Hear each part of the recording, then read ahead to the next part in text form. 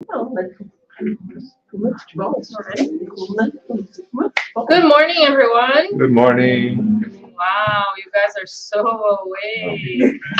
Let's try one more time. Good morning, everyone. Good morning. Better. Welcome to our public lecture today. We're going to have our friend Marco, who will talk about the power of prayer. But as always, before we start, our friend Maria Lucia will do our initial reading and prayer for us.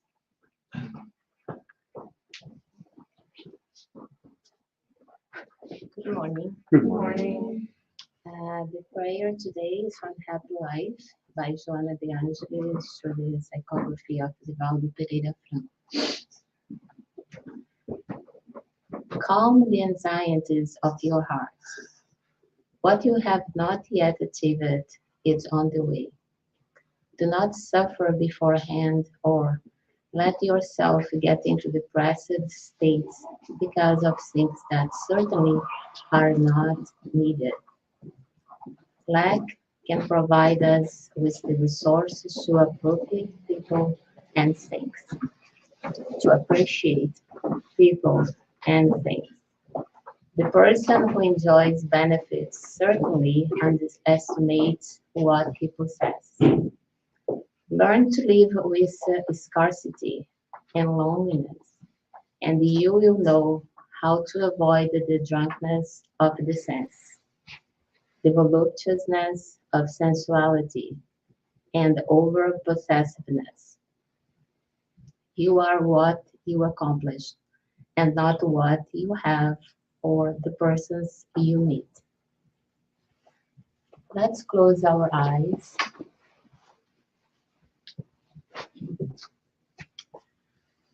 and think of our Master Jesus. Let's picture him in this room, enveloped us with his light.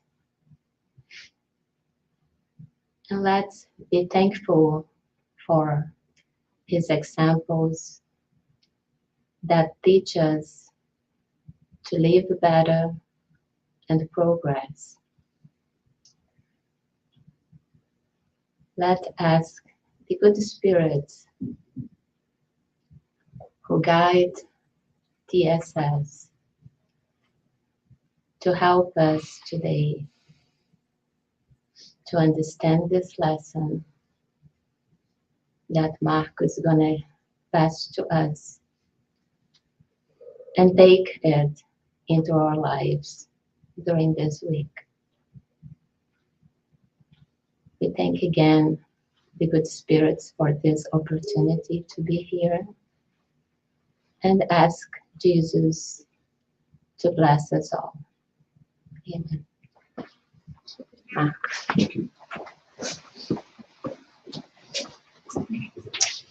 Hi, good morning, everyone. One more time, just make sure everyone's awake. It's a pleasure to be here again and to see all of you and the ones that are connected with us over the internet. So first of all, when Joyce asked me to prepare this lecture, present for her, the topic it was supposed to be prayer, like in general, right?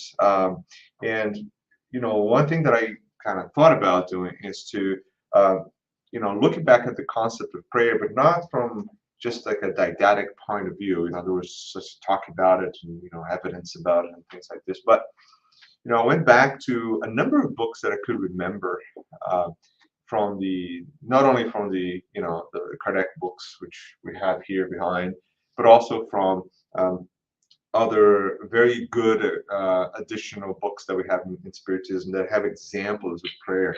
So we're going to be talking about, and I have all of them lined up in front of me here because I'll be showing them. So I have Action Reaction, I have Between Heaven and Earth, I tell stories about them, and I have Missionaries of Light, and I have the book Liberation right here. And so I basically went through and tried to extract some of the examples of prayer, right, from the Spiritist literature, and then we'll review that, okay, just to make it more practical as much as possible.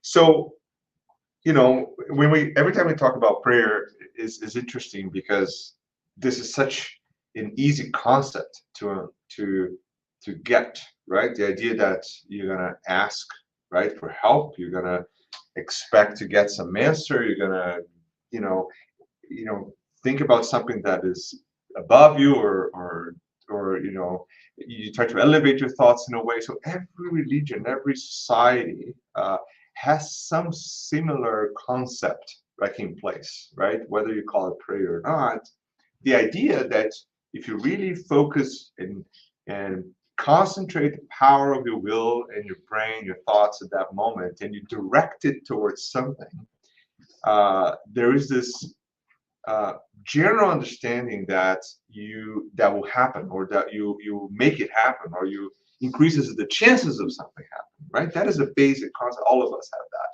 because this is one of those universal concepts that come ingrained in who we are since the creation of times, right? Because that is one of the principles that we have, and we bring it with us, right? Same as, you know, your free will, same as your, you know, ability to think. You know, those things are just part of who we are, right? But now, over time in society and different religions, that exercise has changed names and practices and forms, right? Um, so there are a lot of, you know, there's still a lot of, although it's an easy concept to grasp, it's a very challenging one to fully understand, right? Um, so that's why we're going to try to give the spiritist view on these things, okay? So I'm going to start with this book here, Between Heaven and Earth, right? Because I think the first chapter of this book, it gives us a phenomenal view of what actually prayer is from the spiritual side of things, right? And now we're gonna have the movie, right? So we're gonna have access to, right? So we can actually watch the movie now. It makes it even more easier for us because we're so visually bound to learn things, right? So it helps a lot, right? But in chapter 1, André Luiz says this. So I'm going to read, this is directly from the book. André Luiz is going to say, every prayer is like any other emission of power, right? Characterized by a frequency that can be tuned, right? Wow, this is really interesting, right? So we know that if we really thought and concentrate and elevate that thought, you know, we might be, you know, getting somewhere, right? Connecting, right? Now, Andrea Luiz gives us like a much more detailed information. It's like, you know, as any other emission of energy, like this light, or, you know, or sound, or, you know, any electrical fields here, your Wi-Fi, your Bluetooth, your, you know, everything that you don't see that's kind of going around us, the radio waves, right? Everything can be tuned. In other words, that you can emit in a specific frequency that's going to be captured by a specific frequency antenna, right? Why does it make it easy, right? Because now you can think, well, you know, so if I have a really, really powerful emission, it's going to reach farther distances, right? That makes sense, right? You know, if I had my old remote control car, it was like from 1980s, like this big, had this tiny little wired antenna, I could probably operate it from like 5 feet away, right? Tiny. Now I think about the CN Tower, which is basically the same thing, but with like this massive antennas attached to the top of it, not to the top, to the, you know, to the little fat area, the little chubby area in the middle of that, right? So that area there, so it has very powerful antennas too, right? That can cover an area that is enormous, and it's elevated from the ground exactly for that, right? Because it reaches higher areas and different grounds, right? Now, why is this important? Because now, we now think about our prayer as a similar type of emission of some sort of frequency, waves, right? Energy, let's put it this way, for lack of a better term, right? The more concentrated, the more real, the more through connection with that I have, the farther it will reach. That makes sense, right? So if I'm praying, so that it illuminates a lot of things. If I'm praying just for the habit of repeating things, let's say, right? If I'm here, it's like, you know, I don't do this, and I'm not really connecting to what I'm saying, how much that prayer is going to reach? Where is it going to go? Not too far. It's like my little remote control car. right? You know, it would kind of die off at a distance of about 5 feet, right? But the more energy I put into it, the more connection I have, the more powerful it gets, right? And it can be tuned to reach higher vibrations. In other words, it can be reaching very, very high evolved spirits out there, right? Because that's how we tune it, right? So that illuminates a lot of other things, because if I'm praying, but the energy behind my prayer is actually not a very good energy, right? If I'm praying for something that is really not morally elevated or positive or good or good intentions, that tune is not going to reach where I want it to go, right? It will connect to whatever frequencies that I'm putting in.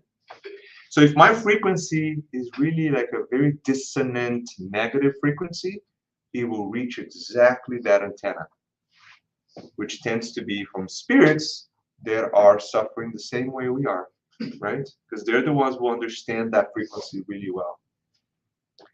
So the really, really high places, morally evolved spirits and antennas out there, they wouldn't connect to that signal that well, right? Not only my signal is tiny, and it's kind of dense and negative, right? So in the spirits book, question 659, Kardec's going to ask the spirits, what is the character then of that? What we're talking about, right? The character of the prayer, right?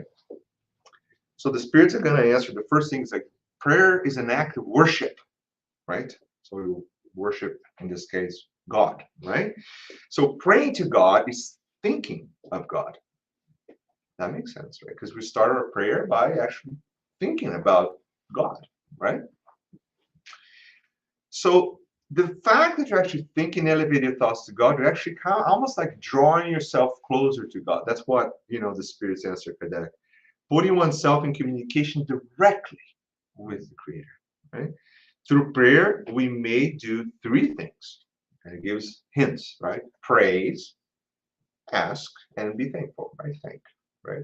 Those are the three things we usually do when we are praying. And that's not different from what we do on a regular basis. If you're really polite, like, when you ask something to someone, right? You can be like me, who writes this 5-word emails that are really dry and kind of meh. I know I'm working on that, but I reply to about 500 emails a day. So by the end of the day, my emails got tiny, tiny, tiny, tiny, tiny, tiny, to a point that are just like a thumbs up, right? But if you're really formal and polite, you're gonna say, dear, thank you for this, or for your position, or for your done in this. Like, you do like a praise, right?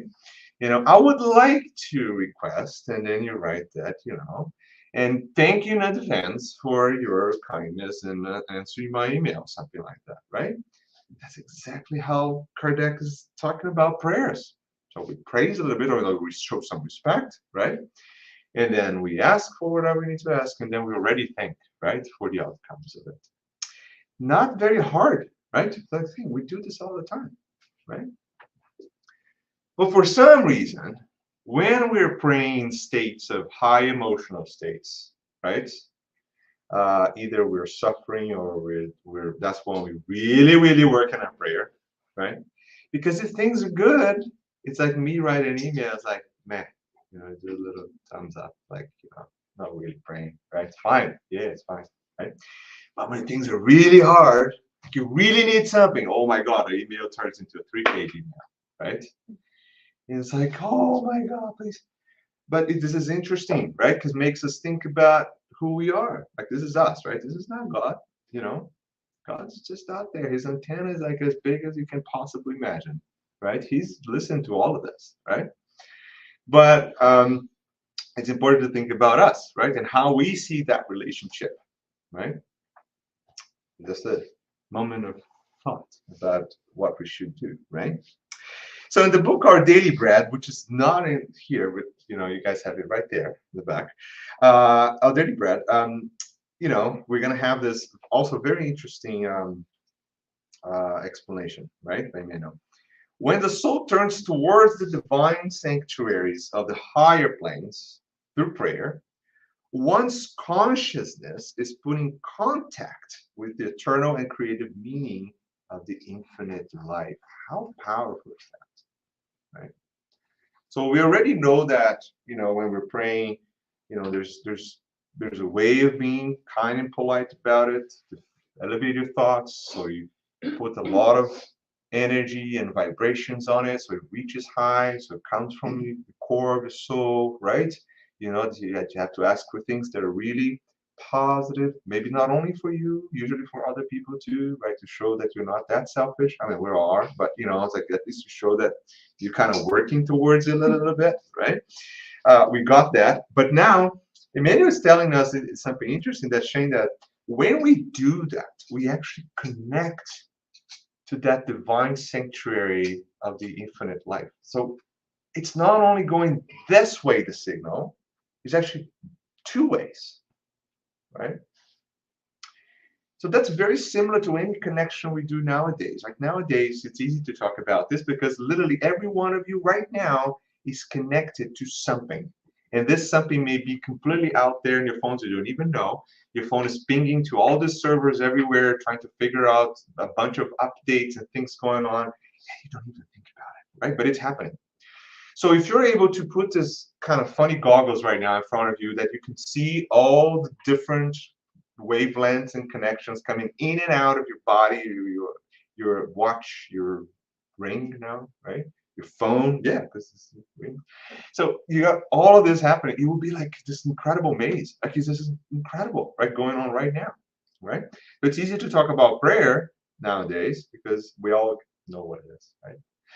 But it's interesting because now if you think about praying being kind of the same thing, but the emanating source is you as a spirit, right?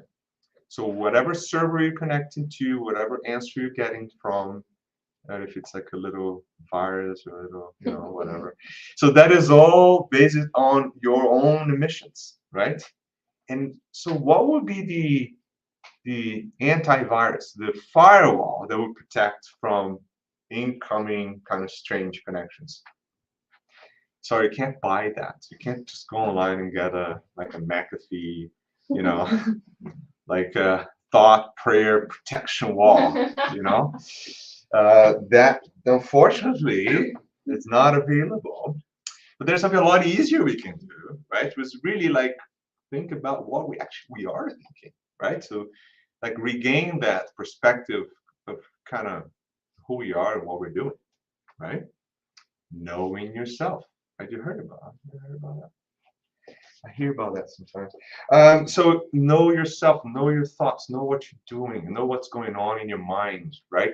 Because this is really the tuning mechanism, right, that we're talking about here, right? But it sounds a little bit depressive when you start thinking about it too much, because you're like, oh my God, it means like it means like whenever time and place in the world you are, no matter where you are, inside four walls, in a park, whatever it is, what really going on in your mind. And that's why I have to interject here. Sorry, I like to do this. I don't know if you guys noticed that. But when you see those signs in the wall, silence is a type of prayer. It is not. No, that's incorrect. Silence from words is not a type of prayer. Maybe if you're able to calm down your mind, it's a type of prayer, right? Not your words. Because you can be quiet in silence, and you put that funny goggles that you see what's emanating from each one of the brains, it's like a complete disaster. It's horrible. It's the opposite of a prayer, right? You're disconnecting, you're making a mess, right? So that's kind of the same idea, right? So knowing yourself and understanding what's going on and kind of having that moment where you understand your thoughts, right? Where you're connecting to, it's so important, right? So why do a lot of religions and cultures and people like to go to places for praying, like you go to a park or something? Well, because that provides you that tranquility, that calm, right? That allows you to refocus your energy on what's going on in your own mind. This is so deep and dense that some philosophers could not cope with the idea that they were free to think. They could not control their own thinking. Isn't that a crazy concept, right? But this is exactly how it works, right? Because this is the only time you're really completely free is actually really on your thoughts, right? Because in your actions you're not, right? You can't be. Right? It's a different topic, another lecture, another time. Okay, so continue back to our proposed plan for today. In Spirit's book, question 660, um, um, I love this question because I think this is one question that probably a lot of people have, and maybe not everyone asks. So Kardec asks that, does prayer make people better? Right? Why is Kardec asking this? Right? This is 1850s, right? So we have a lot of things going on. We have a lot of changes on the Catholic Church at the time. We're talking about Paris, right, in the 1850s. So there's the Industrial Revolution, this arts revolution, the city being renovated. There's all these things going on, right? And you have all this changes in Protestant groups and all these different branches of the church, right? Talking about renovations and the way to interpret things and all that. So, and obviously he's asking because culturally and traditionally speaking, people that pray a lot were seen obviously as as like a morally elevated individual, right? And the spirits are going to say yes, because those who pray fervently and confidently strengthen themselves against the temptations of evil, right? And God sends them good spirits to assist them. Such help is never refused when sincerely asked for. So the spirits are very smart, right? Because they're saying that, well, if that is true, if the prayer is sincere, then yeah, you're always going to have help, right? And then it continues. Are there any formulas for that, right? Only superstition could attribute virtue to certain words. See, that's why I like to say about the comment about silence is a type of prayer. This is exactly what the Spirit is saying here. So only superstition will attribute virtue to certain words. So does it matter which word I use when I'm praying? Not really. Because what matters is here. This is the antenna, this is the receptor, this is the tuning mechanism, not this. Oh, can I pray quietly? 100%. Like most of the prayers we do are actually quiet prayers. And we do it in short, we don't think about it, but we all pray many times a day. When you have that 2 seconds that you stop and you think about this, think about good, think about God and Jesus, like whatever you find ways of elevating your thought, that was a prayer. Isn't the prayer the connection? Right? And only ignorant and deceitful spirits could entertain such idea by prescribing formulas, right? However, for persons who are little enlightened and incapable of understanding purely spiritual matters, the use of a formula might contribute to deepening their confidence. So, in other words, people think, well, of course, like if you really like to have a formula to help yourself build a prayer, why not? It's fine, right? But don't get stuck into the formula and forget about the content of it. So it doesn't matter. Like if you want to use a particular pattern or formula of words, that's fine, as long as you are connected, right? So it's important for us not to criticize others too, right? Because we have this thing about spiritists. At some point that we start to learn a little bit about spirits, we start to think that we're really like super morally evolved, we're much better, right? It's like, wow, I'm so much better. That is exactly the proof that we're not, right? Because if you're thinking that you're better because you know a little bit more about spiritism, then it proves to you that you have a lot to learn, right? Because it's the opposite of it, right? So another little parenthesis about spiritism. Because we like to, I see this all the time. So, people start to say, oh, but that religion does this. It's like, what's the problem with that? They need it. It's fine, right? Why am I the judge now to say that and most likely they're much more elevated than I am, right? Because the reason I'm having to study all these books that I showed you is probably because I messed up so much, right? that my mental problem said, oh, enough, right? We're going to send him and going to stuck him to Spiritus Center and force him to read this stuff. Maybe he'll give a tiny little chance of growing up spiritually, right? So that's probably most of us right here. Anyways, a little parenthesis. Okay, and then I'll continue. So in such a case, it is not the formula that is effective, the Spirits are saying, but rather the faith that has been augmented by the belief in that formula. See how it's important, right? I think about my grandma. My grandma, she would have multiple books, right? So some of them have this multiple papers inside of them with like prayers, like standardized prayers, right? She would read that hours long, right? To go through the entire thing. So she had the moment that she has, she's praying, and she would pray nonstop for hours, right? And she was one of the most morally elevated individuals that I've ever had a chance to live with, right? She is the type of person that would give her entire pantry of foods to someone and be without food just because the person needed it more. She's like, fine, we'll get there. It's like, what happened to your food? She's like, oh, that person came and she had the kids and she needed it. And we're like, oh, okay. So you gave all of it? She's like, yeah, fine. Right? And then we're looking at her, like me, like, what's going on with you? Right? And then now Spirit is thinking me, I was like, oh my God, that's what that means, right? You really give not the extra stuff, you give what you need, like you give whatever you need, right? Because she knew that something was going to happen and she would get that back somehow, and it always happened. And it amazed me. Like she would donate the entire pantry of foods, and then all of a sudden the next day the guy comes in, hey, I got all this corn and this stuff. I just had extra. I just gonna drop it off for you. Is that okay? Yeah. So she would refill the pantry again. And then another person would come in and say, oh my God, I need this. You're like, yeah, take it. And then it's like this constant cycle, right? And for us, little elevated me, Marco, was looking at that. It's like, that's completely nonsense. Like, why would someone do that, right? And now Marco, a little bit tired, but half a step up from that Marco, it's looking like, geez, I had the example of a lifetime of what charity means, and I was criticizing it, right?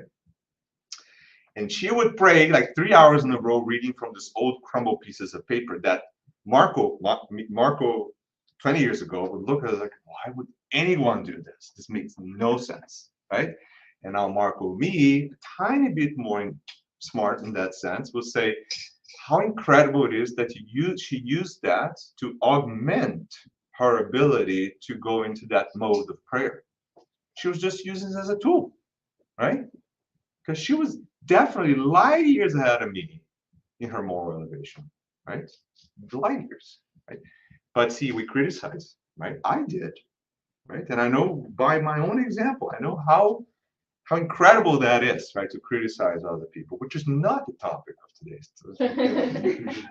It's another Focus. side stories.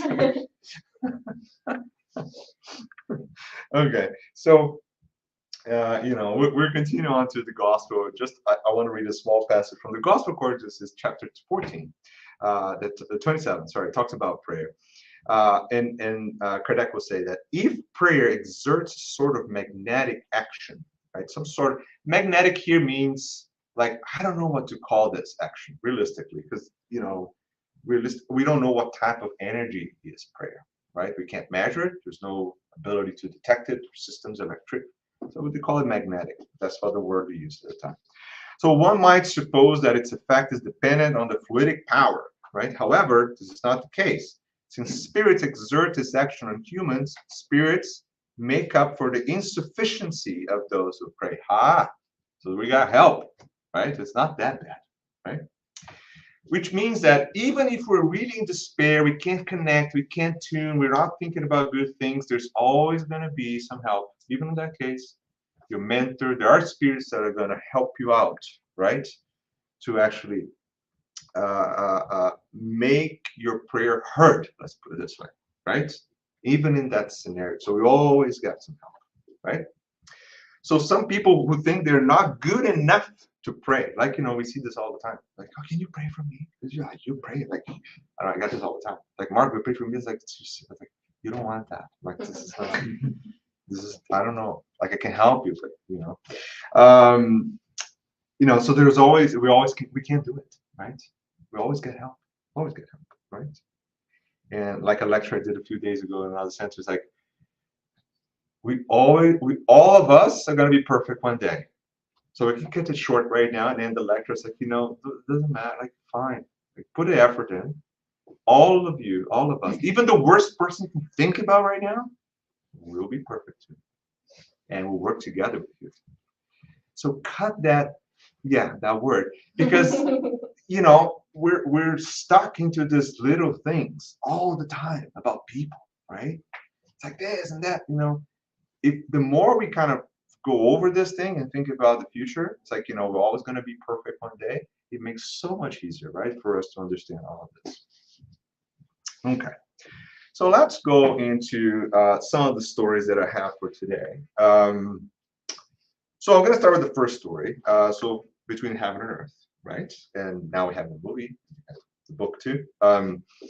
So this talks about the journey of Clarencio, Hilario, and André Luis, right? And the beginning of the book, the start of the book, is the story of Evelina, right? So Evelina, a 14-year-old girl, is at home, and she's obviously seen some challenges, right, in her family, with her brother, the stepmother, right, her father. Her stepmother is not doing well, right? So she decides to pray, right? So something very interesting happens because she's praying, directing the prayer or the tuning mechanism, right, to her mother, right? Odila, right? Asking her to help her family, right?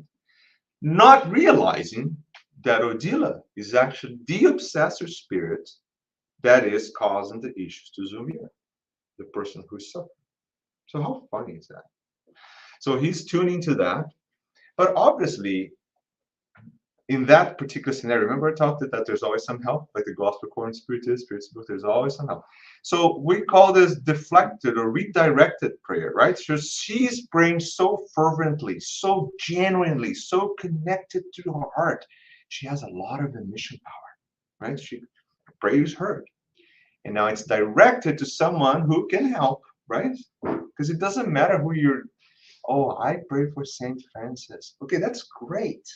But that prayer is going to be heard from multiple spirits that are participating into that collective group of spirits that are helping in that sense. So it doesn't really matter like who you're directing a prayer to, as long as you're making the connection. Some people have to think about an image to pray to. That's great. That's a tool, right? But realistically, it doesn't make a difference, right? And then she asks for help, right? And then in the first few chapters, we have this incredibly interesting, intricate story, right? That connects Sumira, right? Which is highly jealous of the son, right? Giulio, right? Of the family, who again, tried to harm Giulio in many, like mentally and physically during her lifetime, and created the ire of Odila, who saw that situation and created a very, very deep obsession between them, right? So something very negative, right? The starting point of the healing process was the prayer. That's it. That single moment made the entire journey of this family change, right? And so much so that Giulio then obviously as you have the Giulio incarnates again, so he passes, then incarnates again in the family, and then the son of Zumira now, and Odila was the obsessor, now helps the entire family, including this new incarnation of Giulio, and becomes basically the mentor spirit of that family. Let's put it this way, right? Through the book. So again, the person who all of us are going to read this book. Mm-hmm. All of us are going to read this book in the first 5 pages and say, Attila, oh my God, you're such a bad person. Tell me, someone who doesn't do this here, tell me, because I need to learn how to do it. Because I did. I was like, oh my God, I can't believe it. And at the end of the book, I was like, yeah, I know. Yeah, I got a lot to learn, right? Um, so, and then the prayer, specifically the prayer, um, you know, um, we can have another moment. Yeah, maybe I could get another because the prayer is a little bit long, but I'll ask you guys to read the first chapter, right? To talk about the prayer. I have a lot more stories to go through. So the next book we're going to talk about is the book Action and Reaction, right here.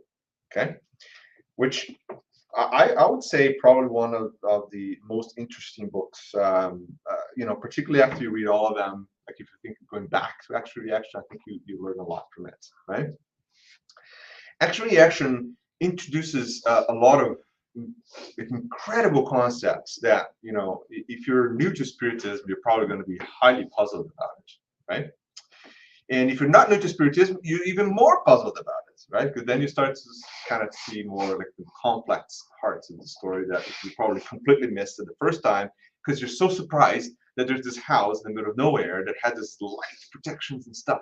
You're like, we got stuck to it, right? Like Star Wars, right? It's like, the Star Wars version of that. And then when you read it for the third or fourth time, you look at it, it's like, oh, that's what it is. Like, it literally opens your mind, right? So it talks, the story is about this place called Mansão Paz, which is maintained by Druso, brother Druso, right? And this is, it's like a shelter space, right? That's placed in a really deep areas of the umbral, right? And it's supposed to be a beacon of rescue. In other words, spirits that are crawling out of their mental state of suffering have a place that can go, right? And they can be helped, right? That's what the Mansão Paz does. So the description, the detailed description is unbelievable. So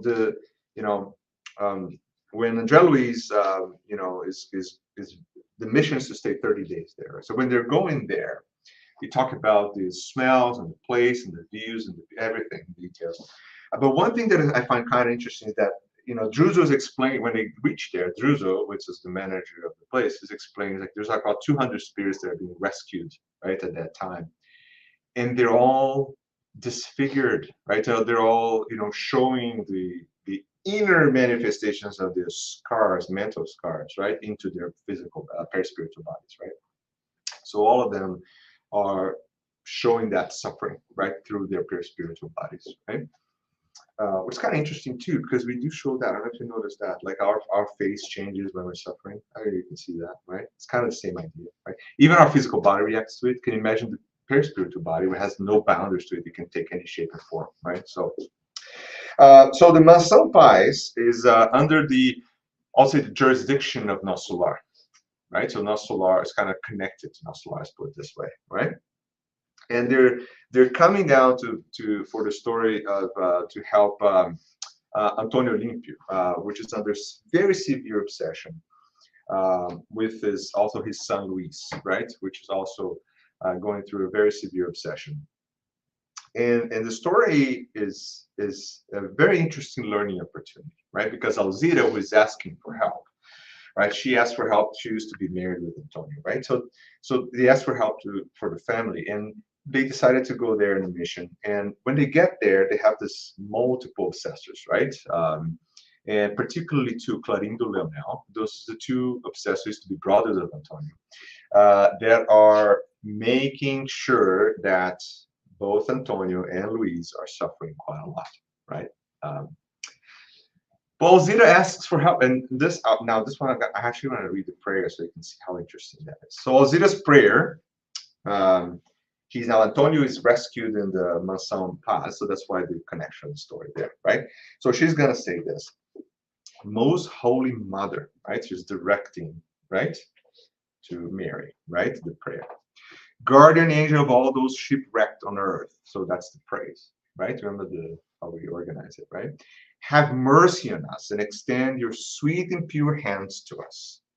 I know, dear lady, that you're not deaf of our pleas, and that no one has ever gone unanswered when addressing you in affliction and pain. Show her faith, right? She knows, right?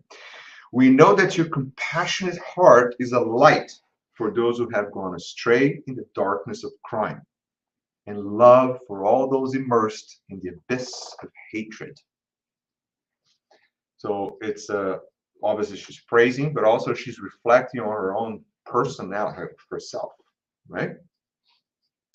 You forgave those who crucified your divine Son on the cross, and besides the patience with which you bore with their insults, you even came down from heaven, offering them your protective arms. Plead our case, O heavenly mediator. Enable us to return together to the flesh, in which we urge so that we expiate our wrongs. Grant me the grace of following him, Antonio, as a happy, grateful servant, once again linked to the person to whom I owe so much happiness. So that's just praying to help her husband, right? Bring us together again in the world and help us to faithfully restore everything we stole from others. Oh, look at this. So it's such a transformed spirit, huh? So she already understands what she's done. She's known her wrongdoings she's been through. And she's asking help to be whatever, to be a servant. She's putting herself down to the smallest of the smallest ones, right? She's opening herself to accept the fact that she'll have to go through a lot of hardships, right, from what she's done before. So she's ready, right? Divine angel, do not allow us to even dream of heaven. See, because while we pray, it's like, oh my God, save me, go to heaven. No, she's saying the opposite. Like, don't even let me think about this before we pay all our debts on earth, right? And help us to accept with dignity the pain that rebuilds and saves. Dear Mother, help us. Star of our lives, rescue us from darkness in the valley of death. That's the prayer. So this is a powerful prayer, because it shows to us what a transformed spirit sounds like. Someone who's made a mistake, recognized it, know herself, right? And now understands that she'll have to go through a lot of challenges, and she's ready for it. So how many times are we praying? And I'll give you an example. So let's say, whenever we have some health issues, right? And we pray. It's like, dear God, and then we say, make this disease go away to not, disappear. Right? How many of us think about that? We do, right? That's what we pray for. To disappear. Why do we have that disease in the first place? Is it unfair, unlucky, strike of luck? No, bad luck? No. We created it. It's inside our perispiritual body. The disease is a process where we're getting rid of it from our perispiritual body to the physical body. So yes, if we're ready for it, see the words of her Alzira? If we're ready for it and we pay all those debts, yes, we're going to be cured. So can prayer cure? Yes. Everyone? No. Only the ones that are ready and deserve it. Right? So how many people go to these cure sessions? Oh my God, I'm going to go see this particular spirit that seems to talk to people all over the place. And I'm going to go there and I'm going to sit down and I'm just going to, sit there, and then someone's going to put a hands on me and I'm going to walk out of there without disease. Really? Right? That's the same concept. Can some people do that and actually be cured? Yes, it's totally possible if it's part of the divine justice. So if that person's done already everything they've done through and they're ready to receive that as their own benefit and also to help others, maybe, it can happen. So yeah, mediumship of cure happens. It's true. It's real, right? But it's not the process that we think. It's not the way we see it, right? Same thing with prayer, If we pray a ton, we can still die of the disease. Same way. But we go through the process in a totally different way, right? We're helped every time. Every time we pray, we receive help. Every single time. May not be what we want, though. And that's where the prayer starts to get a little bit shaky by the faith, right? And then we get angry. And then we have these angry prayers. Like, God, you know, I prayed to you like 500 times and I still have the same ache. Do something, right? So that prayer, remember the tuning is like, man, kind of going the wrong way, right? Because we're receiving the help, but we can't see. Our eyes are so blind. Like we're receiving it and we can't see it, and we're still angry, right? How many stories we have in this books of someone who was supposed to, you know, a spirit that would incarnate that wouldn't be able to move at all. And then they come in, they do so much good, they pray, do so much good, they lose a thumb. And then they're like, I can't believe this happened to me. I lost my tongue. They were supposed to be bed-bound the entire incarnation. They lost a tongue because it was, you know, showed their progress, right? But you still complain, right? How many times we afflicted by diseases that, you know, we're supposed to be very painful, threatening, and destructive, and then we got a cold, and then we complain. Oh my God, I got a cold again. We're supposed to have double lung pneumonia and discarnate at the age of 10. No, but we got a cold when we were 11, and then you're like, oh, right? That's the idea, right? Prayers are happening and we're being helped every single time according to what we deserve and we asked for and we're ready for, right? So that's what Alzira is doing to us here. Is that she's actually showing us what that process sounds like, right? So after the prayer, and that's just to continue then she there's this beautiful description of how she changes the collar of the, you know, how the around surrounding the sapphire collar that people look so enlightening and beautiful when she was connected through that prayer, right? Everybody was very emotional, so they decided to go back to her home, right, to help her son Luis, which is now going through the obsession. And when they get there, they see like over 300 spirits obsessing the Luis, right? Because they were being recruited by these two obsessors, Leonel, right? They were being recruited to actually do that. It's like an enterprise, right? You know, like a crime syndicate, let's put it this way. You know, they kind of bring it all together, organize it, there's roles, right, and all that. And here we are judging the obsessive spirits, right? Yeah, they're the ones that are helping us because they're making everything change here. Because if it wasn't for them, everybody's going to be doing the same mistakes forever, right?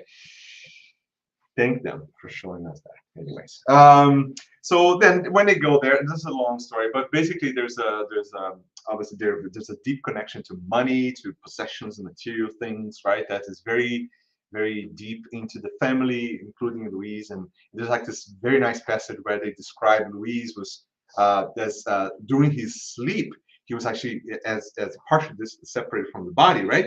The spirit is actually counting money, like fervently, like, you know, connected to matter, even when he was disconnected from the body, completely attached to it, right? And then with the story, we learned that the two brothers that are now making the family suffer were actually murdered by his dad, right? Because of money, right? So that's why the whole story connected, right? They were murdered because of the family properties. So his father had everything, right? Now they come back and they're making sure that the other ones are kind of paying for it, right? For the same reason. But anyway, so at the end, this is the best part now. So both Leonel and Clarindo are completely transformed, right? Not only that, we learned in the story that Silas was the mentor of that group that went with them, had a very similar story. So when Silas, which is now, see, Silas is the mentor. This is so interesting. Silas is the mentor, like so involved, like a Clarencio and all those spirits, right?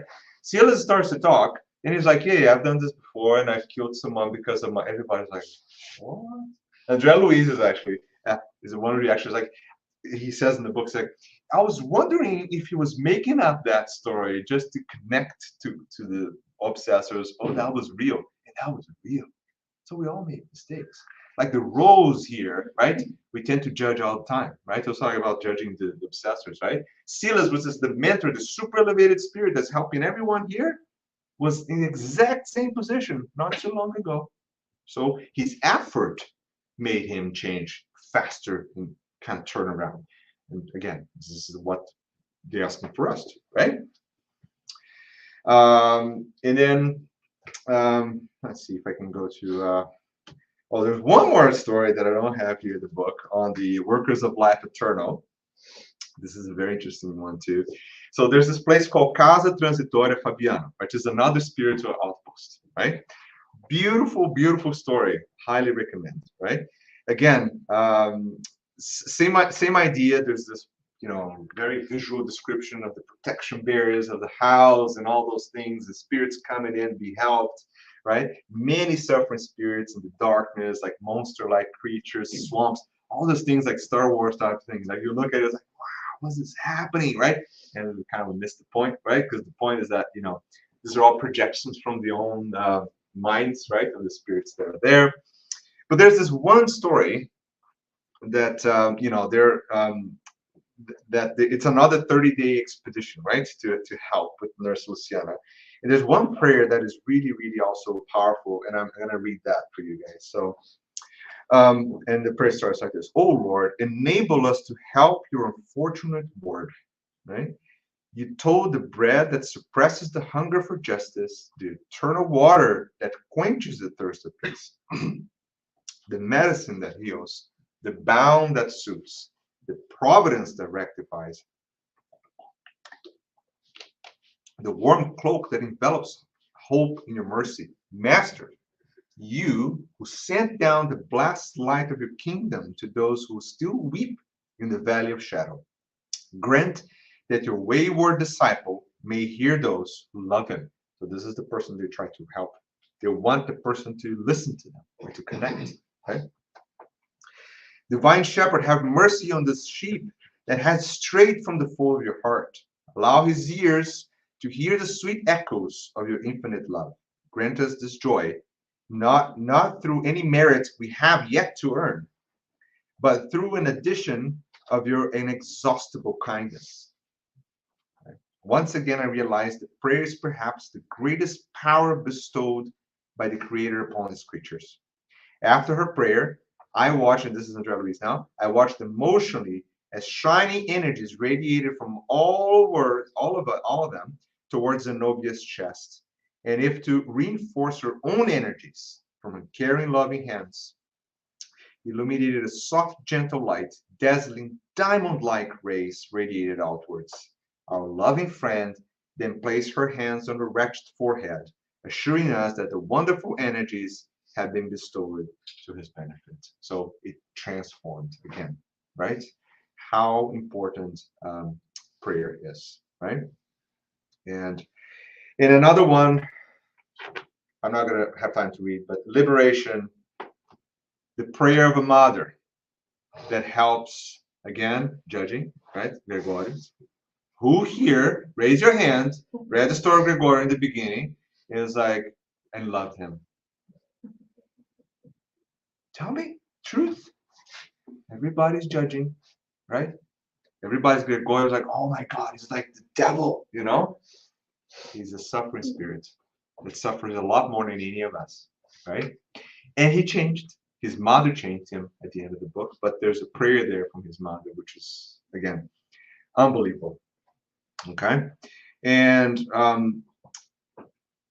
same idea, missionaries of light. You have all the spirits that had missions and prepared themselves, and we have had training in the spiritual world and how to do this, how to do that, how to do mediumship, how to come here and talk in Spirit Center. And I was like, yeah, I know I have to go back, repeat a few years, and then you can hear the stories, right, of all the spirits that failed, let's put it this way, right? And the prayers from those spirits, again, incredible, right? And just to finalize now, like one more minute, there's a lot of research, right? And I'm talking about scientific methods of evaluating prayer that we see nowadays, right? And the results are completely mixed bag, right? So you have some papers that show intercessional prayer, interventional prayer makes no difference, and other studies that show that makes difference. And then we have studies that show that self-driven prayers, like during particular moments in healthcare, make a difference, and others show that doesn't, and this and that, right? We have studies about remote prayer, You have studies about one own prayer. Right? Why do we have this inconsistency in results? What do you think? Knowing prayer, you guys know prayer a little bit now, right? So we talked about it, right? The power, the thinking, Yeah. law. That's a good way of this. So everyone's different, the context is different, what they're asking is different, right? Yeah, that's the first thing. Like what else? Deservedness. Huh? Our deservedness. Got it. Yes, yes. And The bias of the researcher. correct. So how do we, so that's the all important thing. So how do we create a method that's reproducible, that is accurately measure an outcome, which we don't know, right? So the outcome of the prayer, what could be the outcome of the prayer, right? Do we know? We know it's going to get help. We know we're going to help. But when? How? What? So most outcomes here are going to be health measures. So they're going to do survival. True. Prayer may not affect survival. So there are big studies showing that two groups that pray and don't pray, survival is the same. Like there's some COVID, pneumonia, cancer, all those things, right? That's obvious, right? Because if that's what's supposed to happen to you, that is actually divine providence kicking in, give you that process so you can learn from it. You can't pray to get rid of it. That doesn't work. It's not going to happen. So that outcome fails. Outcomes that show some success are the outcomes related to mental health, for example. And that some studies have shown positivity, because that makes sense, right? Because we know that if we connect, remember what we said at the beginning? If we connect, we're actually receiving that. So we're connecting to that higher energy and we will feel better, right? So health outcomes related to questionnaires associated with mental health and depression, they tend to show more positive results, right? But health outcomes related to survival and disease status and progression, they don't make a difference, right? And then that's kind of the bias of how do you assess the outcome, right, of that prayer? How do you standardize? Because research is all about standardizing, right? Are you going to make the person pray for a specific amount of time, or read a particular piece of paper, or do their own prayer? I was like, or are they doing it to start with, right? How do you know? I can be right here doing this, and I just pray, right? How do we assess that, right? So it is a type of thing that our scientific methods cannot address.